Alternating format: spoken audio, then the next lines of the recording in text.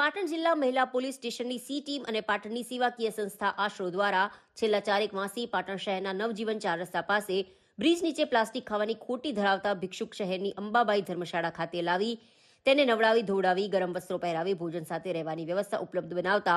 પાટણ પોલીસની મહિલા C team અને આશરો સંસ્થાના સેવાભાવી કાર્યકરોની સેવાને શહેરીજનોએ સરાહનીય લેખાવી છે। આ બાબતે મળતી હકીકત મુજબ પાટણ અને મહેસાણામાં સેવાકીય પ્રવૃત્તિ કરતી બ્રહ્મ સમાજ સેવા સંસ્થાના ચેરમેન નરેશભાઈ દવેએ પાટણ શહેરના નવજીવન 4 રસ્તા નજીક બ્રિજ નીચે પ્લાસ્ટિક ખાવાની કુટેવ ધરાવતા ભિક્ષુકને જોતા તેઓએ આ બાબતે પાટણની સેવાકીય સંસ્થા આશરોના રોહિતભાઈ પટેલને આ બાબતે ધ્યાન દોરતા તેઓએ તાત્કાલિક પોતાની ટીમ સાથે ઉપરોક્ત સ્થળે પહોંચી આ ભિક્ષુકને સમજાવવાનો પ્રયત્ન કર્યો હતો,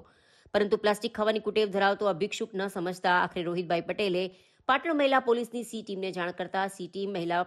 પીઆઈબી મેણાત અને એએસઆઈ મહેશભાઈ, હરિસંગભાઈ, લક્ષ્મીબેન હીરા, સોનલબેન વાઘા, આશાબેન રામાભાઈ એ ઘટના સ્થળે આવી ભિક્ષુકને વિશ્વાસમાં લઈ યુક્તિ પ્રયુક્તિથી પૂછતા પોતે પોતાનું નામ અરવિંદભાઈ મેવાજી ઠાકોર, ઉંમર 35 વર્ષ હોવાનું જણાવ્યું હતું અને તે પહેલા કલેક્ટર કચેરી જનસેવા કેન્દ્ર પાટણ ખાતે ઘાસ કટિંગ કરવાનું કામ કરતા હતા અને પરિવારમાં માતા પિતા હયાત નથી અને એક ભાઈ તથા એક બહેન છે। ભાઈનું નામ રમેશભાઈ મેવાજી ઠાકોર તથા બહેનનું નામ કૃષ્ણાબહેન ઠાકોર છે,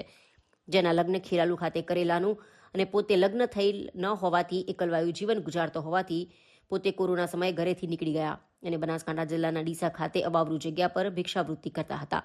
અને છેલ્લા 4 માસથી પાટણ ખાતે સિદ્ધપુર 4 રસ્તા બ્રિજ નીચે ભિક્ષાવૃત્તિ કરી જમવાનું ન મળતા પ્લાસ્ટિક ખાઉં છું તેમ જણાવતા હોવાથી તેમજ ભિક્ષુકને રહેવા જમવાની કોઈ વ્યવસ્થા ન હોવાથી પોતે ઘરે જવા માંગતા ન હતા અને હાલ પૂરતા તેમને પાટણ નગરપાલિકા સંચાલિત અંબાબાઈ ધર્મશાળા ખાતે લઈ જઈ તેને આશરો સંસ્થાના રોહિત પટેલ સહિતની ટીમે નવડાવી ધોવડાવી ગરમ વસ્ત્રો પહેરાવી જમવાની વ્યવસ્થા તેમજ કાયમી વસવાટ માટે આશરો અપાવી પુનર્વસન કરાવી ભિક્ષુકના ભાઈ રમેશભાઈનો સંપર્ક કરી વતન વાપસી કરાવવા માટે સી ટીમ દ્વારા આગળની કાર્યવાહી હાથ ધરવામાં આવતા પાટણ સી ટીમ સહિત આશરો સંસ્થાની સેવા પ્રવૃત્તિને શહેરીજનોએ સરાહનીય લેખાવી હતી।